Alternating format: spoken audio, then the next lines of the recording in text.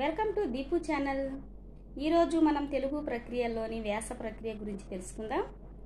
వ్యాసం అంటే ఏంటంటే ఏదైనా ఒక విషయాన్ని తీసుకొని దాని పూర్వపరాలను చర్చిస్తూ విశ్లేషణపూర్వకంగా విస్తరించి వ్రాయడమే వ్యాసం.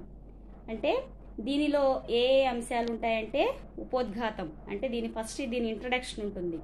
తర్వాత విషయ విస్తరణ ఉంటుంది. మనం ఏదైతే రాయాలనుకుంటున్నామో అది స్పష్టంగా 2-3 పేరాల రూపంలో రాయడం జరుగుతుంది. అలానే ముగింపు, ఎండింగ్ అనేది కన్ఫామ్గా ఉండాలి. ఇలాంటివి ప్రధాన అంశాలుగా ఉంటాయి.